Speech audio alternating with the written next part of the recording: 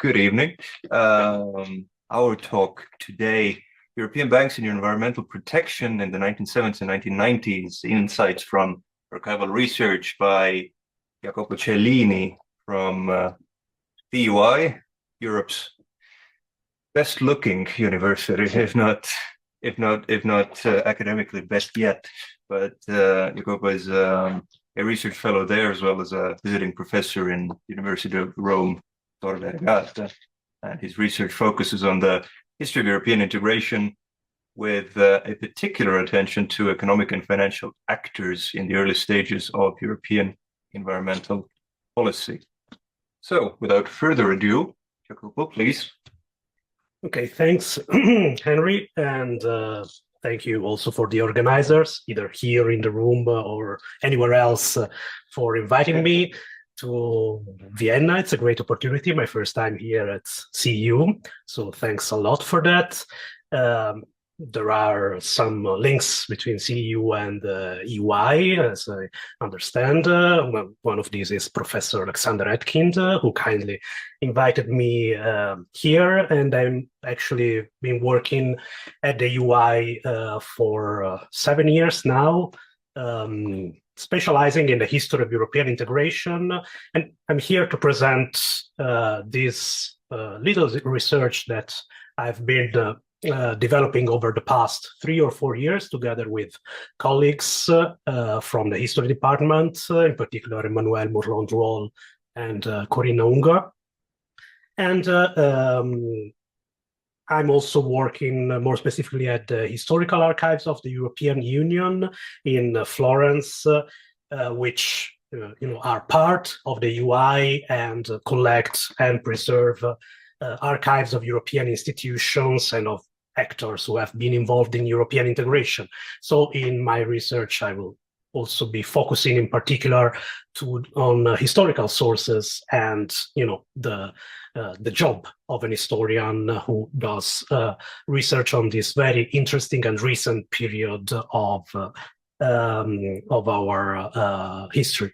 So I've prepared maybe quite a long presentation. Since this is an informal setting, feel free to cut me short and just have an informal discussion, or just stop me and ask a question if I get a little bit carried away on technicalities of an historian of researchers. This subject of the early approach of European banks, in particular, to environmental protection is a little bit a new subject in my research, as I have focused in the past more on social and cultural as well as political aspects of European integration history. And I'm still doing that. And in fact, there are social and cultural aspects as well as political aspects in this study too, which as I'll try to argue in the course of this presentation, and maybe these are more interesting for the research that you are pursuing in this context. But this survey in the territory of economic and environmental history has been interesting and has attracted a good amount of interest, I have to say, more than other aspects of my research in colleagues, because this is a topic that is now at the center of streams of historiographical research from different angles. Most recently, historical literature has started to address more in detail the role of businesses in environmental governance since the 1970s and its interaction with environmental policies at national and international level. I've mentioned here I've put here in the slide a reference to a volume which has been published recently from edited from colleagues from Switzerland, titled Environmental Regulation and the History of Capitalism, which tracks business involvement in environmental governance and environmental policies. And it's a very good example of this lively historical field. In this volume, the contributions underline how business sectors were not passive receivers of political decisions related to the environment.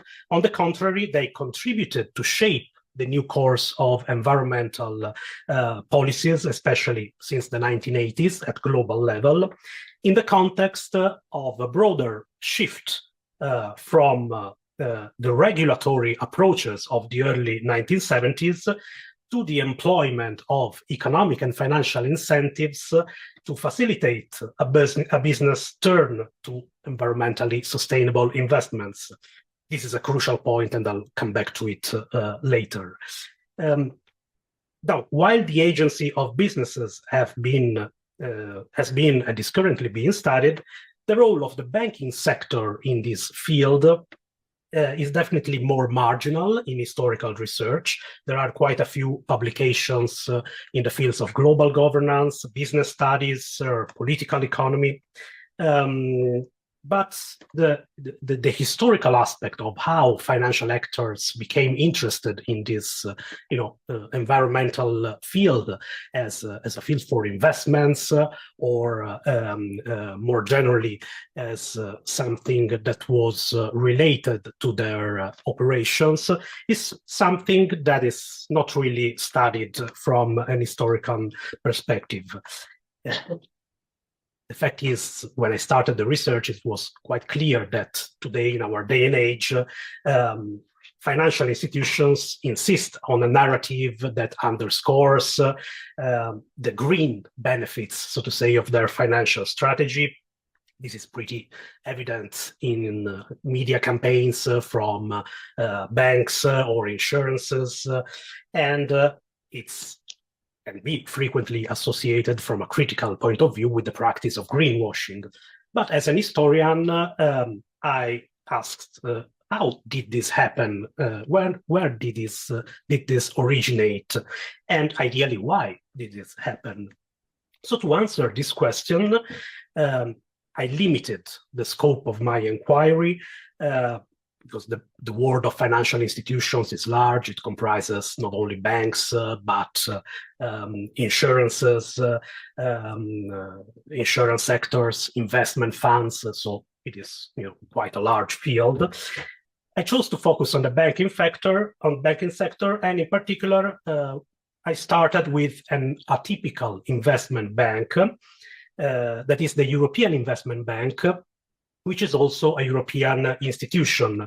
The EIB was established by the 1957 Treaty of Rome, so right at the beginning of European integration, with the task to finance operations and projects that were directed to foster European integration and social cohesion. So the idea was to help the less advanced area of the European communities, for instance, the Italian South, to get on track with the other more developed regions of the original 6 member states. This means that it is an investment bank, but it also has to be accountable to a larger extent to European citizens. And this means also, from the point of view of a researcher, that on average it's easier to get access to their to its records compared to other private institutions, because since the EIB, it's a European institution, it has a publicly accessible archives, which is partly hosted in Florence and partly in Luxembourg at the EIB headquarters. So it was easier to start with that. There was plenty of material to work on. But then I moved my focus to private banks by selecting a few case studies among the big players from European Communities member states. My initial list of potential candidates was much longer, but not all banks responded positively to my request, to my inquiry, whether I could get access to their sources. Some actually never replied. Some of them replied that they didn't have materials on the subject prior to the 1990s. Some of them were more open with their archives, and I was able to conduct my research on site. in the archival repositories of the NatWest Group in Edinburgh, and also at the archives of the Gruppo Intesa San Paolo, an Italian big bank. Their archives are now based in Rome and Milan.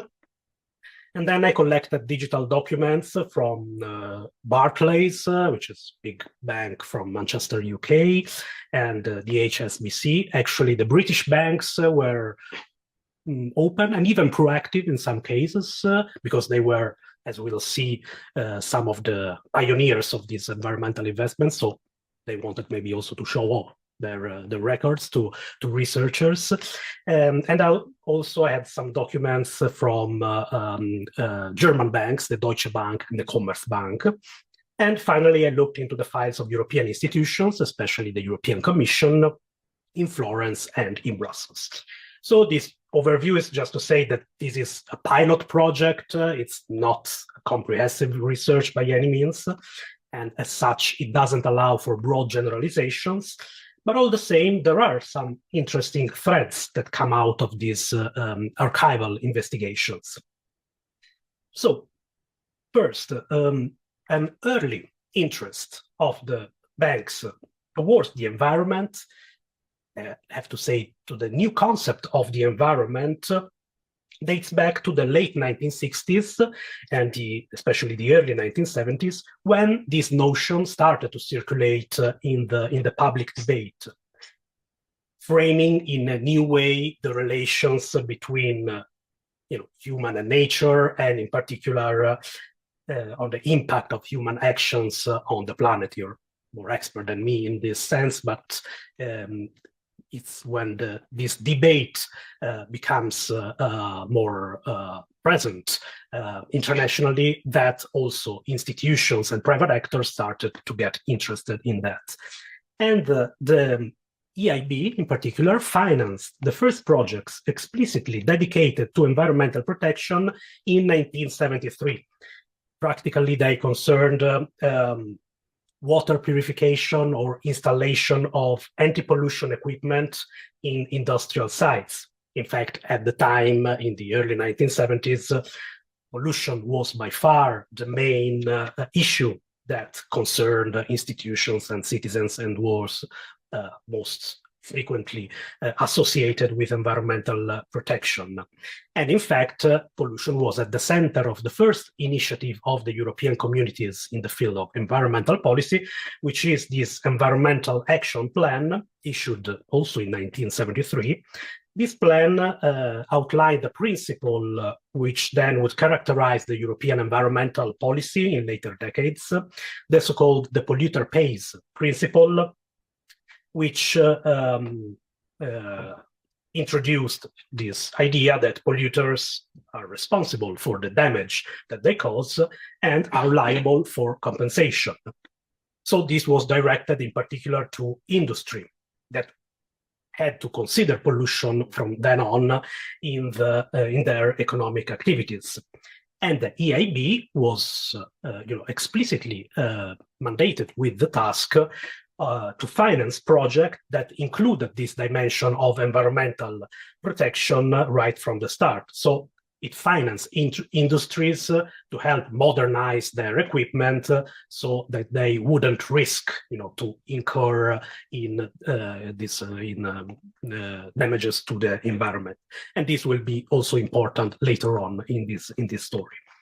But so this is the EIB, which doesn't act on its own, but follows the guidelines of European institutions. What about private banks? Well, they started to get interested in this towards the environment in the form of mostly donations or sponsorships to local, national, or international organizations supporting environmental protection or nature conservation or the preservation of natural and cultural heritage.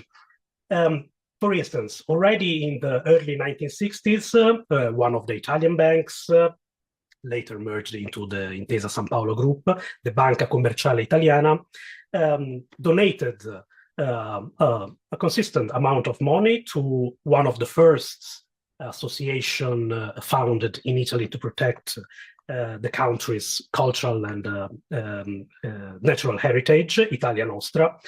This was mostly because of the personal connection of the bank's chairman, Raffaele Mattioli, who was an interesting figure, cultural patron, and who played a key role not only in the banking industry, but also in the cultural industry, as at the time was not unfrequent.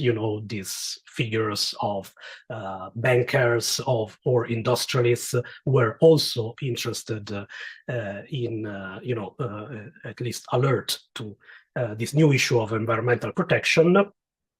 And actually, the bank's sponsorship to these association activities continued in later decades, and the bank became one of the main funders of the Italian section of the WWF, the Worldwide Fund for Nature. And these early traces of the bank's interest toward environmental protection fall under the category of what would later be called corporate social responsibility, which is, the responsibility of companies beyond the interest of their owners to other, stakeholders, let's say, from the society, including consumers and the community. So this is something that happened, for instance, for Barclays. You see that in the document that I showed in the slide. The rationale behind charitable donations was quite clearly spelled in internal documents, is that it has a promotional effect. It was good publicity for the bank to finance these new organizations focused on environmental protection. And this was a field that attracted interest and concern from citizenship, which included banks' clients, of course. So, starting from the 1960s and most prominently from the 1980s, we see banks becoming more involved in this field of nature conservation and environmental protection as part of the bank's outreach efforts towards the community. It's interesting to mention that these inputs didn't just come from the initiative of the bank's management, so from the top down, but also from the bottom up, because there was some external pressure from societal actors. One case in point that I found in the archives of NatWest was a boycott campaign organized by bank's clients against NatWest in the 1980s, because the bank allowed for fox hunting to take place in one of its properties. And this practice was opposed by several environmental organizations, including the WWF. So NatWest executives were preoccupied of the potential loss of customers and from the bad publicity that this was causing. And in the documents that I consulted against the bank's executive spelled this out very clearly. I put here some quotes. The chairman of NatWest, Lord Alexander, said that our relationship with WWF for Nature gave us a valid reason for breaking links with the Haythrop hunt. So the fact that the bank had close ties with the WWF was a call for action in some cases where maybe some investments of the bank caused some protests in the community or through the newspaper. In fact,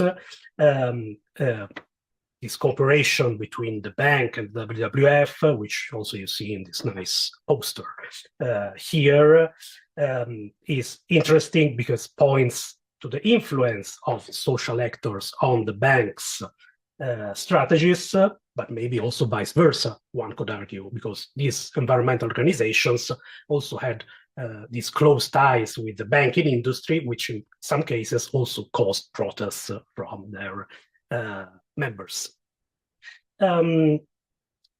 But these are, one could argue, just minor developments in this field, which are not that surprising.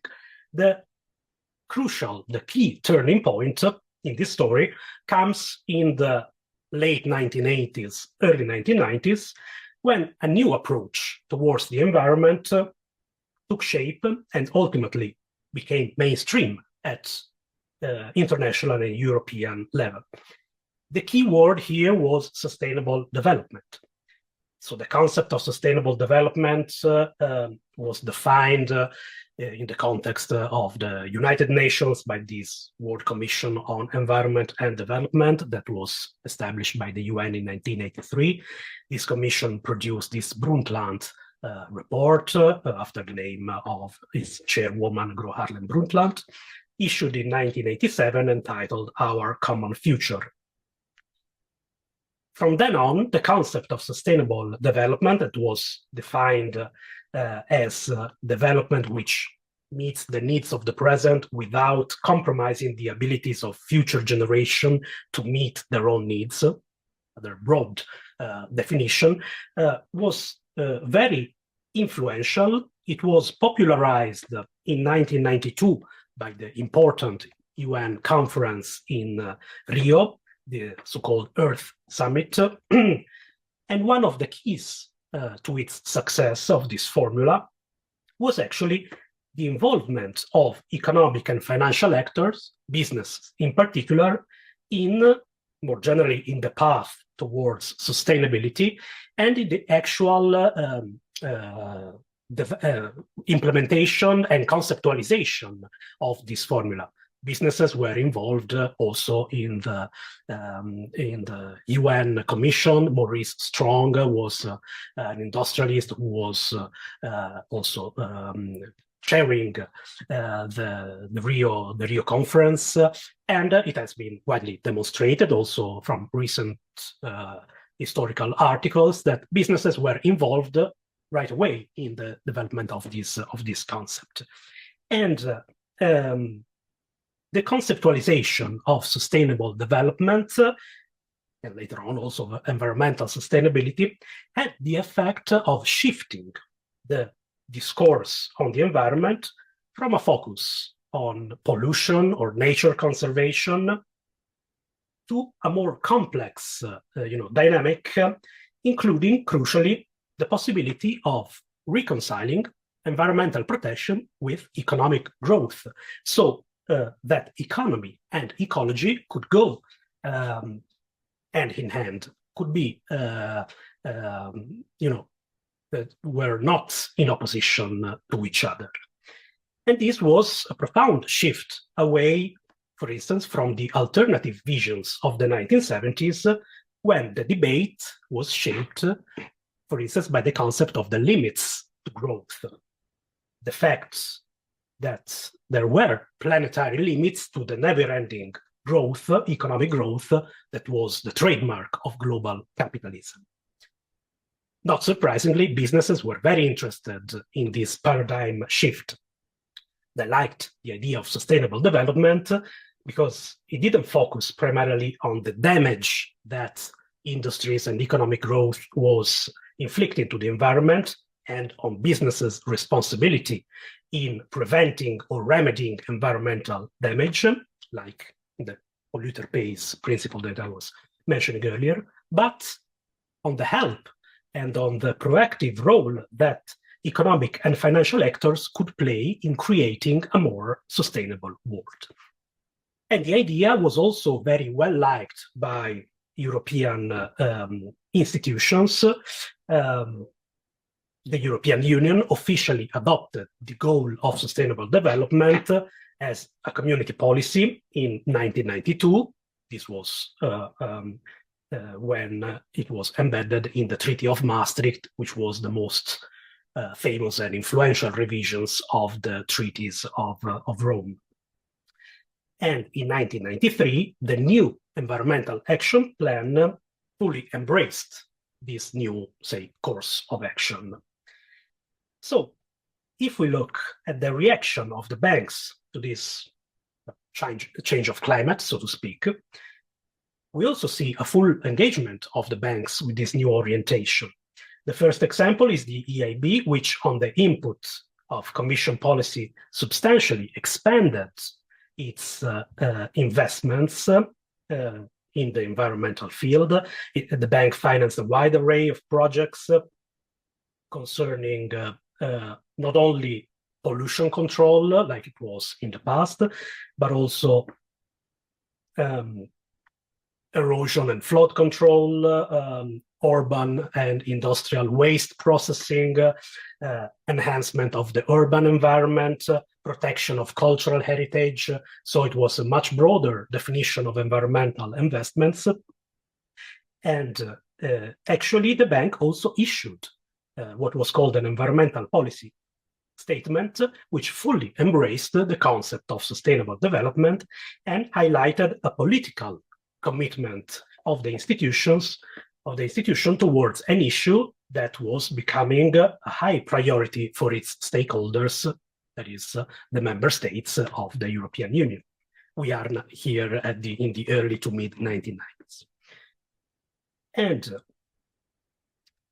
interestingly, the transition of the European Investment Bank towards this discourse of environmental sustainability was ignited, once again, not only by the policy guidelines of European institutions, but also by other factors. One was sort of peer pressure, or the institutional example of other financial institutions, such as the World Bank, and also the United Nations Environmental Program that familiarized the EIB with internal procedure, with best practices oriented towards the goal of sustainability.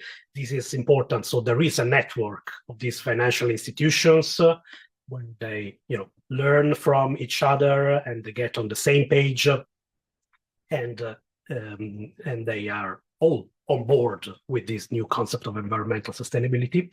The other factor, once again, is the external pressure of social actors, especially environmental NGOs, which called on the bank for a greater commitment and a more transparent approach in dealing with environmental issues. Once again, the WWF is involved. I followed this in the article. There's no need to go into the details right now, but there is a report on the bank by the WWF because, as I'm trying to argue, we have the level of the discourse of this political commitment of financial actors. The other aspect is what they actually do in practice, who they actually finance in their day-to-day operations. And there is, this dialogue between the EIB and environmental NGOs, which has some consequences in changing the internal procedures of the bank. Once again, the EIB is a little bit of an atypical case, as it's also European institutions. So what happens with private actors, with private banks? Well, the same pattern, as I found in the archives, apply to some extent also to the private banks that I used as case studies in my research. And their commitment towards sustainable development is clearly highlighted in documents dating from the early 1990s. You see some examples here. There is a speech from the Deutsche Bank's manager, Victor Bruns, that states in 1992, there is little question that the majority of banks is ready to take the next major step to reconcile environmental and economic considerations in their daily business. Equipped with adequate instruments for the implementation of goal-oriented environmental measures, banks can contribute their share to an incremental and hopefully global move towards sustainable development. Again, this is the key word. Something similar is in this mission statement from the Royal Bank of Scotland. The Royal Bank, I'm quoting, will, as far as is practical and consistent with its requirements as a business concern, adopt and aim to apply the principle of sustainable development. That is, and it's the definition, the official definition of the concept from the Brundtland report. So this maybe was just some banks, one could argue, as I didn't do a systematic research in the archives of European banks, but there are some signs that this was a shared concern in the banking industry. For instance, this statement titled Banking and the Environment, which was signed by dozens of European and international banks in 1992, which declared, I quote again, that ecological protection and sustainable development are collective responsibilities and must rank among the highest priorities of all business activities, including banking. So in 1992, a network of international as well as European banks declared their commitment to sustainable development in the framework of the so-called Finance Initiative of the United Nations Environmental Programme. So again, there was a network grouping together the financial industry. This network was created precisely to mobilize private sector finance for sustainable development. So we have this general commitment by big private banks and an increased attention towards the environment that we can date to a critical juncture between the late 1980s to the early 1990s. So we can go into the final part of the presentation, dig a little bit deeper into why this transition happened, on the reasons of this critical shift beyond the level of the discourse. And we can do that especially from the sources that I consulted in the NatWest archives in Edinburgh. So in the NatWest archives, I found one memorandum dated in 1989, which very clearly brought environmental issues to the attention of the bank's Public and Social Policy Committee. And this memorandum highlighted how the issue of the environment seemed to dominate now the political agenda. Especially there had been a major speech by Margaret Thatcher to the Royal Society a little bit earlier. And so NatWest said, this is a hot topic in the public debate. We must do something to show the public that we are engaged with this important issue. In fact, NatWest, as I mentioned, was active in the field through sponsorships and donations, but didn't have a consistent lending policy or internal guidelines. And in following meetings, the bank's management agreed that both public pressure and European legislation was forcing business activities, including banks, to adopt environmental best practices. In fact, the European communities were dedicating more attention and resources to the environment. This was not something that was, only at the level of the political commitment, but the European communities also used more concrete operational tools, in particular through two main channels. One was legislation, and the other was economic incentives. Concerning legislation, in 1986, the Single European Act, the first revision of the Treaties of Rome, had provided a constitutional basis for environmental policy by adding to the treaty a title on the environment. And the establishment of a treaty basis for environmental policy led to an expansion of environmental legislation. Just to name one example, in 1988 became operational an important directive that was called the EIA, the European the Environmental Impact Assessment Directive, which compelled public and private actors to assess the environmental effects of their projects and their activities, and this was particularly important for businesses. At the same time, so this was a traditional way of approaching environmental policy through restrictive legislation, what is called a command and control approach. But now, end of the 1980s, early 1990s, there is another approach employed by the Commission. And this approach means that more money was made available to finance environmental projects. Was sort of a structural fund for the environment called LIFE that was established in 1992.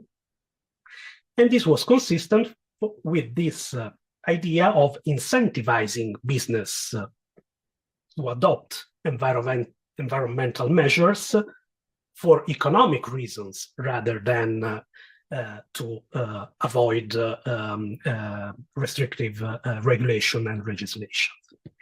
And these new incentives, economic incentives, were then developed in the 1990s by the European communities and then by the European Union, and they included subsidies for environmental improvement, several types of environmental taxes and charges, voluntary environmental agreements. They would be called new environmental policy instruments and started to include, most famously, these so-called tradable permits, like the ETS, the emission trading systems, which even now is the most important measure or economic incentives of the European environmental policy. The logic is that companies need to have to hold these allowances to cover their emissions, and these allowances can be traded, they can be bought and sold on the market. But since companies have to pay for their emissions, this should promote investments in green technology. This is, the big idea of the European Union. Again, how it works in practice, it is a long system. But this was, broadcasted as a great opportunity and novelty in a European environmental policy. So this multi-layered approach combining, on one side, restrictive legislation like the European Impact Assessment Directive, and on the other side, these financial and economic incentives was designed explicitly to get businesses and financial actors on board with this goal of environmental sustainability. And in fact, banks were very excited about this turn of events. I've quoted here an excerpt from 1991 brochure from the Deutsche Bank, where it stated that until the early 1980s, environmental protection was widely perceived as a restriction of economic activity and associated with a reduction in achievable corporate results. But since then, this attitude has been changing slowly but steadily. The market for environmentally relevant products and services has become a tangible economic factor. So, this emergence of economic opportunities to invest in the environment, combined with public pressure and in some cases with a proactive attitude of the bank's management, this led NatWest, which is our case study, to intensify and deepen its environmental commitment. For instance, the bank had the first environmental audit conducted by an external firm, and it established a program of environmental responsibility, which included, as you maybe can read in this environmental policy statement, this included the implementation of regular internal environmental reviews, staff training, the development of banking products and services which promote environmental protection, the inclusion of environmental impact assessment where appropriate as part of credit risk assessment and management, as well as the continuing sponsorship and support to environmental protection groups and organizations. These operations were consistent with the goal that was clearly stated in the bank's internal documents to anticipate or preempt UK and EU legislation by adopting environmental best practices. And this was appreciated by European institutions, which incentivized the adoption of self-regulatory measures. This is another recurring theme in the exchanges between private banks and the European Commission, as I found in the archives. Banks were saying, we are already implementing measures that align with the goal of environmental sustainability. There is no need to prepare and implement further legislation that could be detrimental to the market and competitiveness. But the environmental activism, so to speak, of NatWest in the early 1990s resorted also to another tool, which is particularly interesting from a historical perspective, because this was not public, but it becomes evident in the exchanges between the banks and the European institutions, that is lobbying European institutions, and in particular the European Commission, in particular around one specific issue, that of lender liability for environmental damage, which at the time was discussed by the European Commission in the context of a directive on civil liability for environmental damage. I've been able to follow the behind-the-scenes drafting process of the documents of the European Commission at the historical archives of the European Union in Florence and the archives of the European Commission in Brussels. So I hope also to let's say, to elaborate on this in a paper in the coming months. It's interesting, just to give you a brief context, the Commission, since the end of the 1980s, was discussing a directive on liability for damage to the environment caused by waste disposal, which was becoming a big issue for industry. In this context, following an example coming in particular from the US legislation, there was a discussion about the inclusion of liability for lenders, for the institution who were lending the money to industry.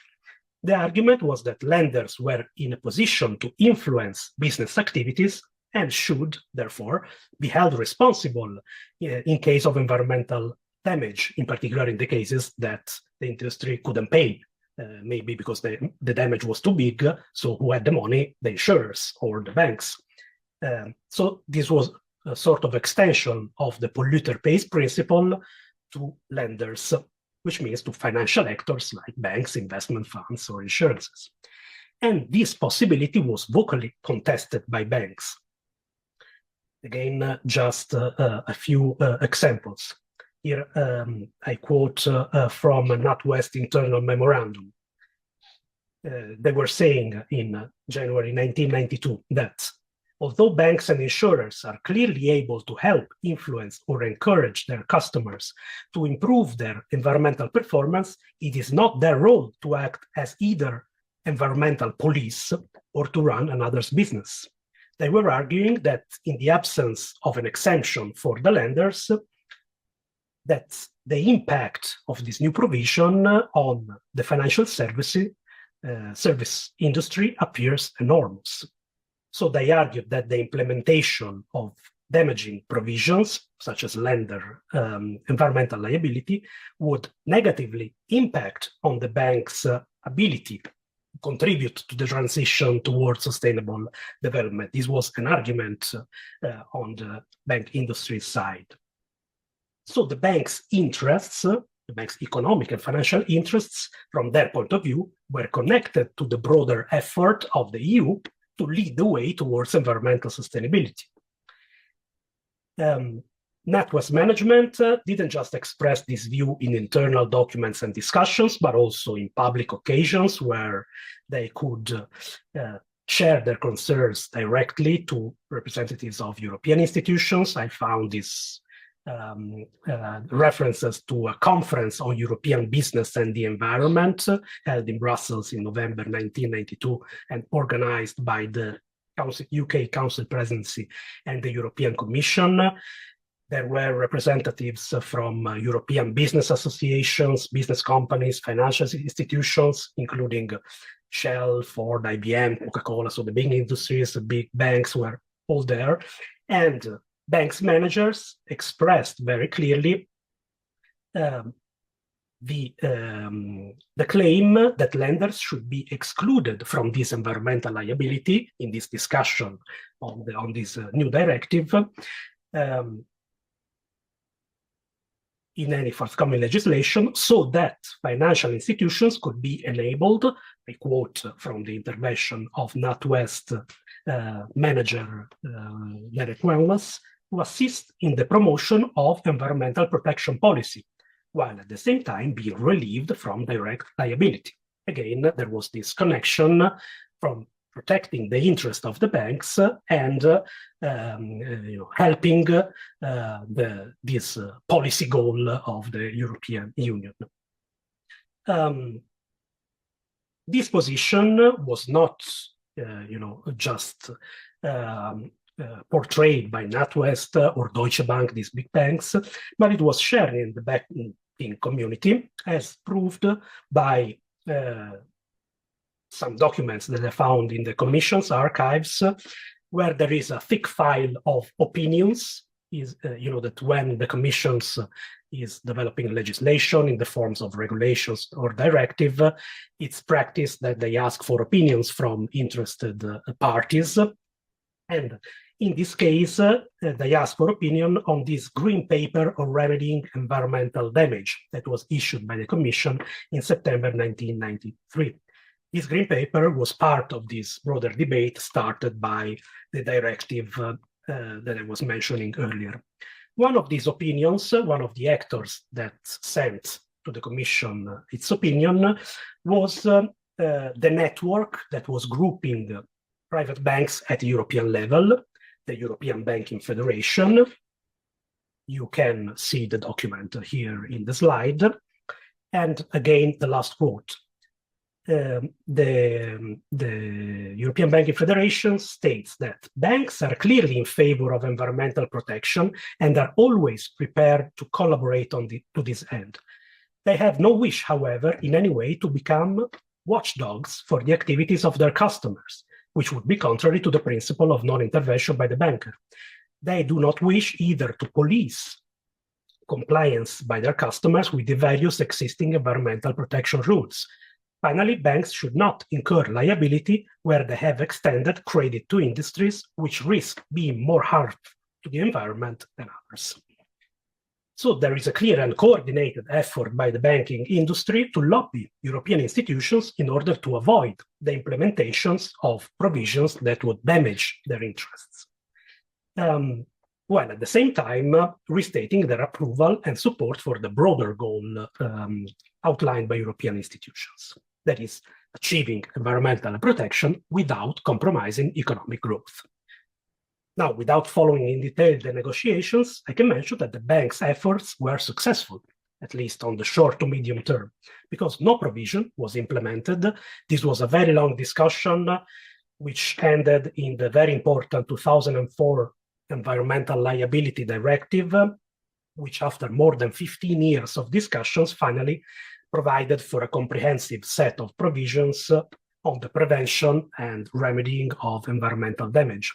In this directive, lender liability was not addressed, differently from what happens, for instance, in the United States. So, actually, the efforts of the financial industry in this case were successful, and even today there is no provision related to lender liability for environmental damage. At least not in general. There are some minor legislative issues in this respect, but there is no general provision. So, to sum up some preliminary conclusion, I'd like to underline that this research has multiple layers which need to be unpacked, to have a better understanding of this issue of the historical approach of the European banks to environmental protection. But it confirms the opportunity to dig deeper in the history of the banking sector's environmental strategy, and to propose a more nuanced reconstruction of this critical phase of transition, what I called from an episodic interest towards the environment to the full commitment to environmental sustainability. This reorientation allowed banks to align economic and strategic interests and to support, and in some cases even to steer, the new course of environmental policy developed at European level.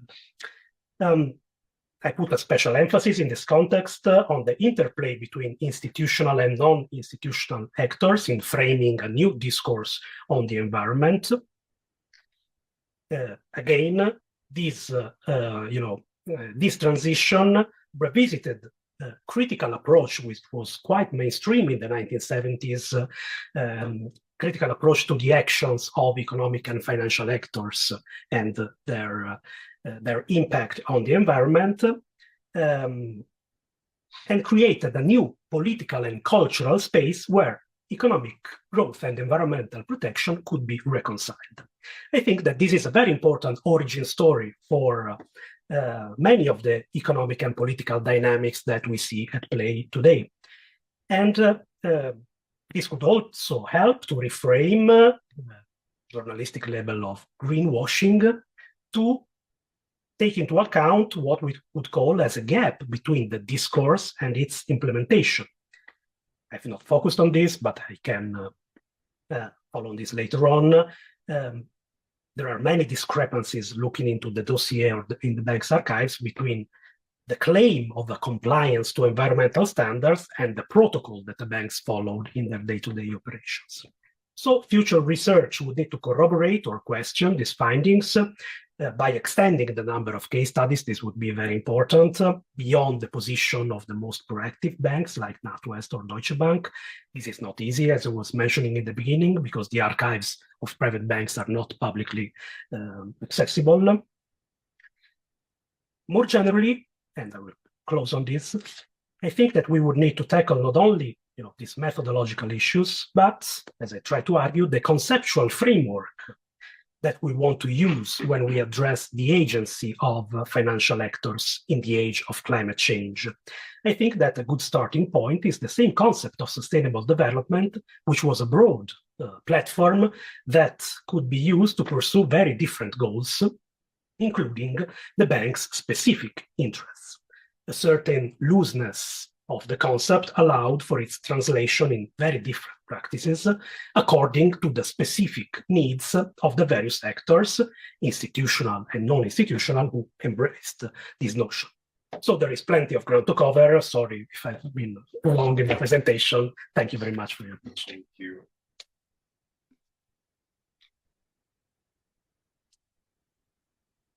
So, first of all, a question about the setup. If anybody knows, if we talk for instance, if we talk now, can all of our fans hear us? Yes, the room mics are on, so. Okay, amazing. So, first of all, thank you again, Jacopo, for such a wonderful and very interesting and very, very kind of novel research and your explanatory speech about that. I wanted to ask, if everyone's okay with me going first, I wanted to ask about the genesis of interest in green topics amongst banks. I was wondering if you had gone into the background of why the late 60s and the early 70s, where this became a kind of pressing thing. Was there a large level of pollution in Western Europe at the time, or was it becoming more of a problem? I'm just spitballing. I have no idea. I'm wondering, if you have any insights to enlighten me with. Yes. Yes, this was an issue in particular related to pollution. I think it all started, at least for the European Investment Bank, with a growing concern about river pollution of the Rhine in particular. already in the late 1960s.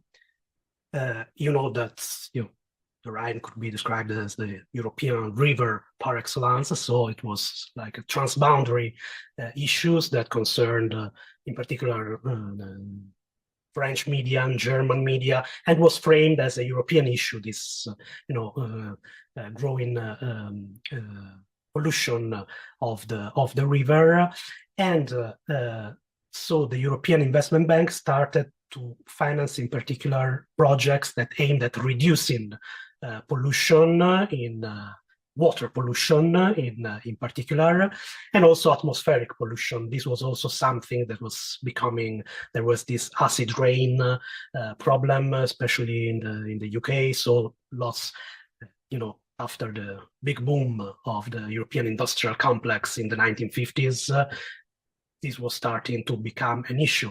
And more generally, in the international debate, there was this important book by Rachel Carson, Silent Spring, in the early 1960s, about the chemical impact of chemical pollutants on nature. So this debate started in the US in the 1960s, but then it also became important in Europe. And in the early 1970s, there was this very influential study conducted by the MIT, which was called then the Limits to Growth. That was the first study, to become very referenced and quoted as taking into account the effects of modernization and capitalism on the environment. And interestingly, in this, in the background, that there was this, the study was conducted by the MIT, but was financed by this Club of Rome that gathered experts and not only experts, but also industrialists.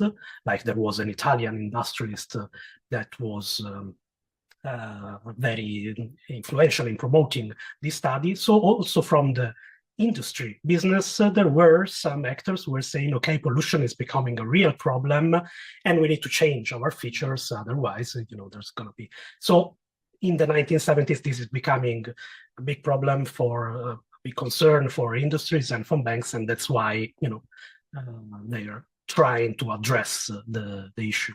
I have a question online. Sina, if you unmute yourself, I think you will be able to ask your question directly. Otherwise, you can write it in the chat.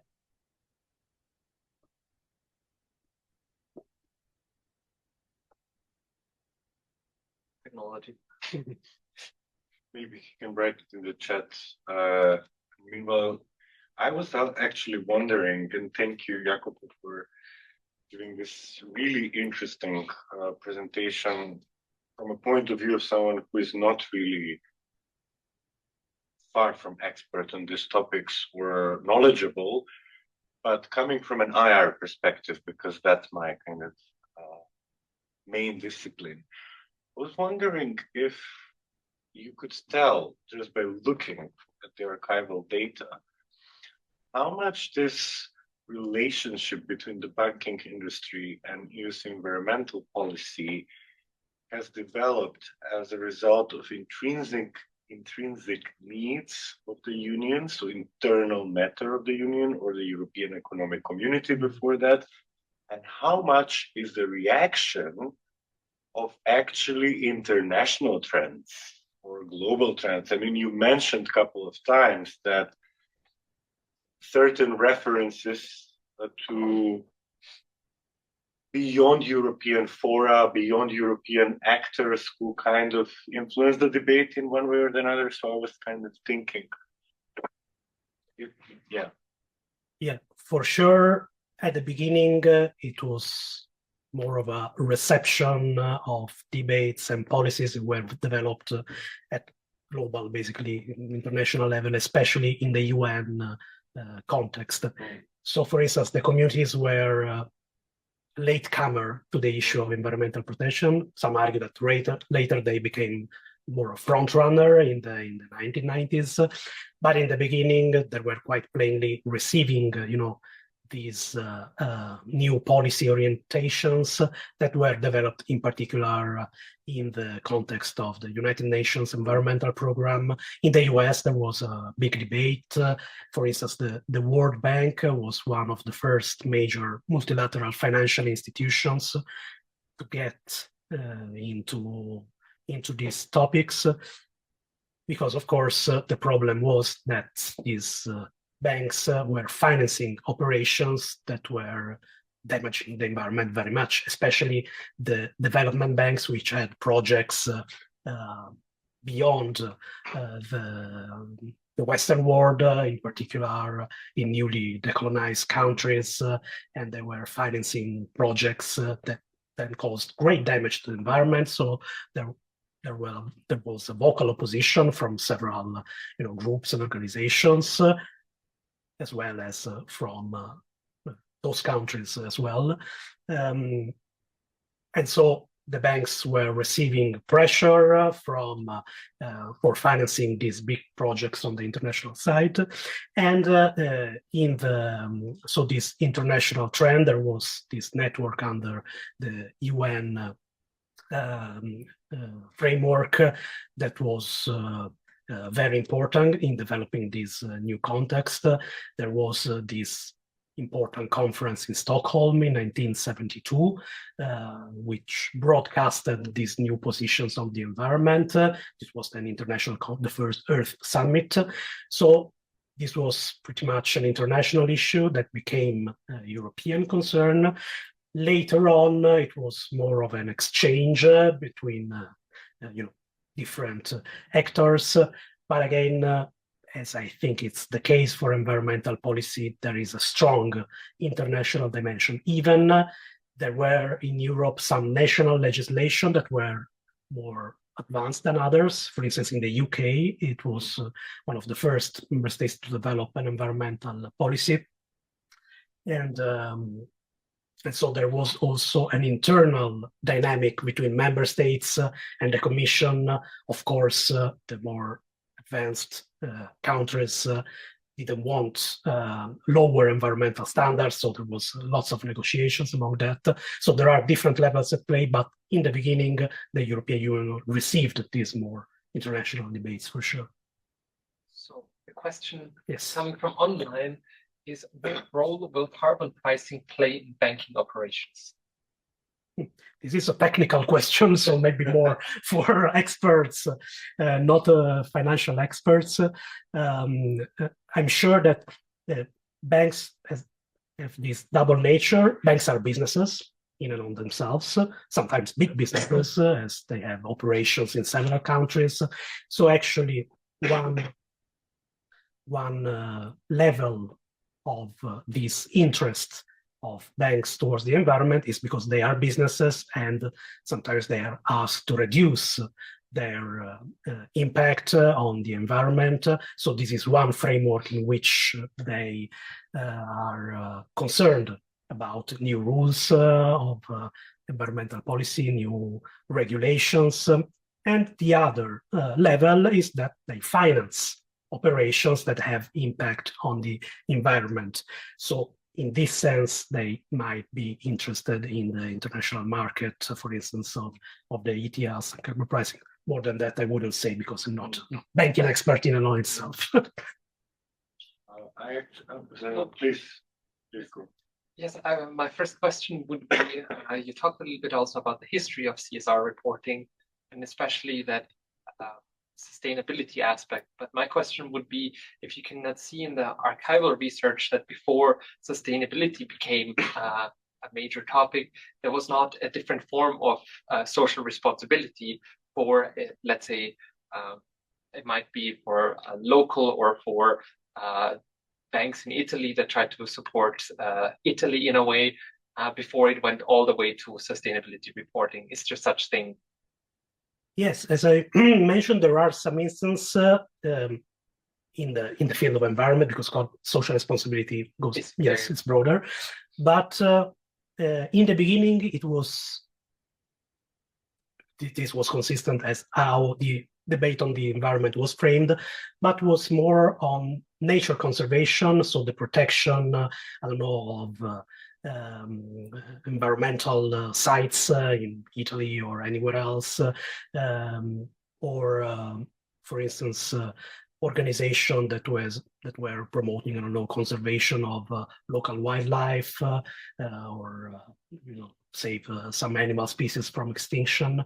Then another aspect that could not one could not expect, at least right from the start, is these issues of cultural heritage protection, which was very important, and that was connected to environmental protection, especially in the 1980s, also before this more general debate on sustainability. And this is interesting because, if you count for cultural heritage protection as part of this environmental effort of the banks, you see that they can claim that their environmental investments go higher up, because this was quite evident in these annual reports from the European Investment Bank. They used to spend around 4% of their budget in environmental protection projects until 1986. Then it goes up to 16-17% until 25%. So yes, why is that? So there is this increment. It's only that they started to count for cultural heritage protection into these environmental investments. So I don't know, they were financing the protection of the Pompeii archaeological sites in Italy, or the restoration of some historical palaces in Venice, discounted as environmental protection investments. And so that's why they could claim, okay, our green investments have come. So it's always, how you frame your issue, how you frame it. There's also one more. Go ahead with your question. Okay. I actually will circle back to my previous question, but also the debate that we had before the event started, connected to colonialism. How I frame this. I was interested if you've ever came across, while digging in the archives, were EU policymakers or decision makers, member states, don't have to be supranational institutions, were they concerned about the environment only in what is considered mainland Europe? Or have they ever considered the so-called EU's outermost regions, such as French Guinea, French Polynesia, Greenland, and so many territories that we kind of forget about very often? They're not in our immediate imagination, but have a legal relationship with the EU. So I'm kind of wondering if this policy has been informed by the developments there, or how does it protect the environment, if at all, in these entities or units of the EU? So I didn't find specific references to the outermost regions, but I found references to investments in third countries, so out of the EU. And the interesting fact is that on paper, the same environmental standards required for investments in Europe apply for investments in abroad, in third countries. So we would say, for sure, they apply also to these, regions that had legal relations to the EU, but are not quite mainland. And interestingly, this was a concern, for instance, for the EIB, because the many banks officials would say, we can't apply the same environmental standards if we invest, I don't know, in Africa or Asia, then we apply in the EU, because otherwise we are not competitive on the market, because some other non-EU financial institutions will have much lower environmental standards and wouldn't be competitive. So this was a problem I had some interviews also for my project with former employees of the bank. They were quite cautious, but some of them, would speak quite plainly to me, and they criticized also the operations in some cases of the bank, and but some of them also said no, the bank was too restrictive in these requirements for us to finance projects outside of the EU, and this was also the case, for instance, for enlargement countries. I think that's a very interesting topic to examine. Is because the EIB invested quite heavily in Central and Eastern Europe before of the accession, because of the European legislative acquis, and the environmental field was very problematic. In fact, that the Central and Eastern European countries were very far behind on environmental regulations. So the EIB was tasked with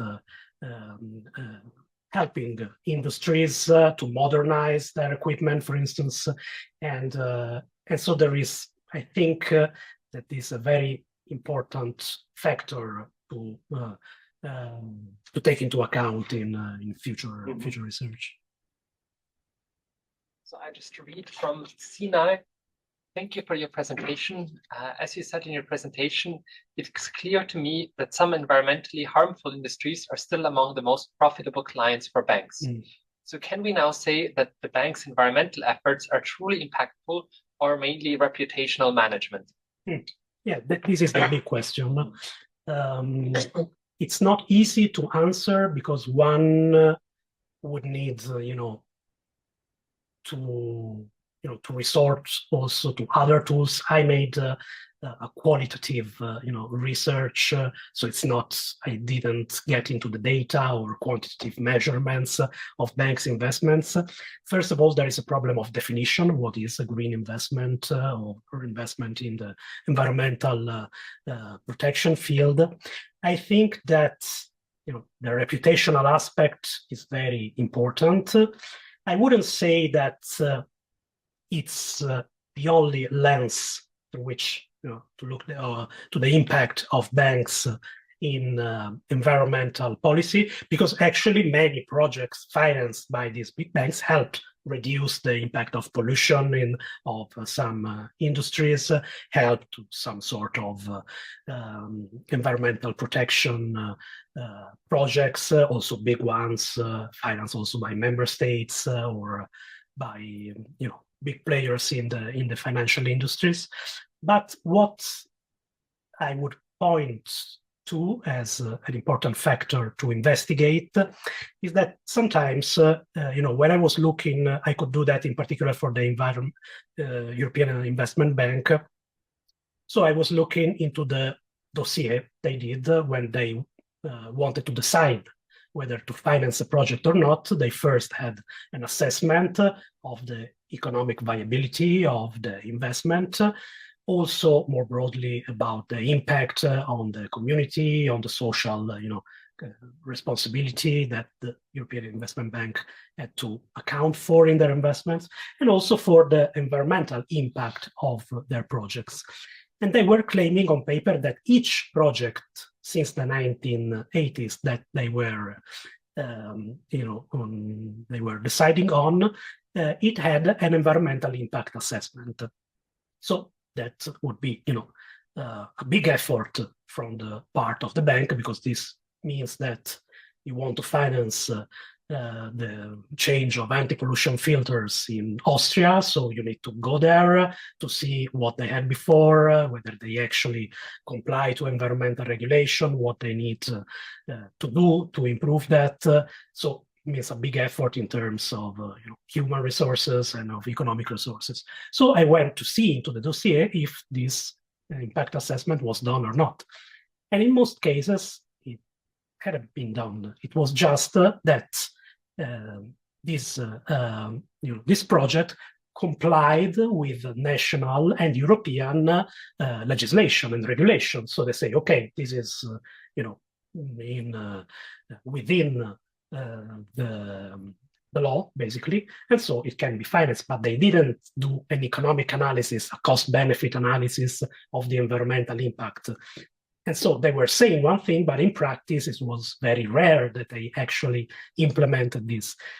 So I think that this question from the actual impact of the banks in this environmental sustainability or the practice of greenwashing or reputational aspect would need to be studied in the specific cases, because if you look in general, it's very difficult to assess, to go deeper into details. It's not easy because sources are not always accessible. For instance, private banks wouldn't let me look at the actual dossier of what they decided to invest on or not. It was just general, interesting but general sources of internal meetings and the sort. But if I could ask then a follow-up question. So from your archival research, what it seems is that they very much follow this idea of, as you mentioned before, that there is a restriction to growth, and all of a sudden there comes the environmental that say, hey, we need more money, we need more investment. So clearly also from what you found out about them not really wanting to be liable for any bad clients, it very much seems to me that they still follow their business model of growth. And maybe in a Schumpeterian sense, the creative destruction will get rid of many of the negative bad investments, and in the future they're on the forefront of investing future. But it's more of a, and I'm getting to my question, sorry for the long dialogue, it's more of a business plan rather than the moral of doing something good that the banks are following, which brings me to my ultimate question. Again, there is this organizational level of sustainability, which a lot has to do with these internal memos, and then what is communicated externally, where greenwashing happens. And my question is, if you found anything interesting on the internal memos that over the time banks have moved internally in their management structures or in their belief system, almost to say, towards a more sustainable ideology, for the lack of a better term. Yeah. Yeah, so it's difficult to frame it, to generalize, because I just looked at so few case studies. But what I could say is that there has been some change, for instance, in their internal procedure. This is true. The fact that they had established, for instance, environmental units within the banks, and all of the banks that I consulted in the 1990s established environmental units. So they have, they make, for instance, they start to collect data about their own environmental impact as business. They develop strategies to reduce the environmental impact. They become more eco-friendly, if you wish. Also, they start to invest, for instance, in renewable energy sources. This is an aspect that one could say, okay, in this, provided that renewable energies are really the thing that helps environmental protection, but assuming so, yes, banks have had an impact in transitioning away from traditional sources. In the beginning, the banks were financing mostly chemical industries and more generally heavy industries. Then they start to finance startups or big industries that invest on renewable energies. So this is one side. On the other side, there is issues of greenwashing, or I found interesting this concept of green slicing, which is focusing on actual features that are environmental friendly, but so leaving on the side the general business model, which is not eco-friendly. This applies to some of the operations that I found, but at least I would be interesting to see what a regular bank, how a regular bank operates, because of course this very big players that have close relationship with, for instance, with the minister for the environment of their own countries. They go regularly to dinner, for instance, with the minister for the environment. So they are quite connected. So for sure, their political behavior is different from the usual regular bank. But I think, we must be, I'm not defending bank by any means, but we must be careful in how to frame, the impact or the same category of greenwashing, because there are several layers to that. Sorry if I'm asking all the questions, No. but I would have one more contemporary question, Yes. and that is now with this debate in banking and accounting of the single or double materiality. Do you see the history that the banks that you looked at, how this has moved them towards, in Europe's case, the double materiality? Could you elaborate on that, because I'm not sure I know about the concept. So there's mandatory ESG reporting, which has developed out of corporate social responsibility, voluntary, and double materiality is this idea that, unlike financial reporting, which is only the direct impact that a bank or an business has on the environment, they also have to go further into non-disclosure. So a great example is CO2 emissions. This is not something that directly influences their financials, but it is something that is broader and that will concern the citizens of the country where the industry is based. So it is more of like a constructivist idea of sustainability. And I would be curious if in the banks you could already see that this, let's call it constructivist point of view of we have to renegotiate what sustainability is, if that has happened in your cases. Yes, I think that particularly in the UK, where maybe, they were, this debate was already flourishing earlier on, that in continental Europe. This is the case, yes, already since the late 1980s, they are starting, to debate what corporate social responsibility means and how to, actually implement that. And there is, I don't know whether this is something peculiar for the UK or this is because, for instance, in the German case that I studied through some documents from the Deutsche Bank and Commerzbank, this comes much later. In the UK, this is something that is debated earlier, and yes, already in the 1980s.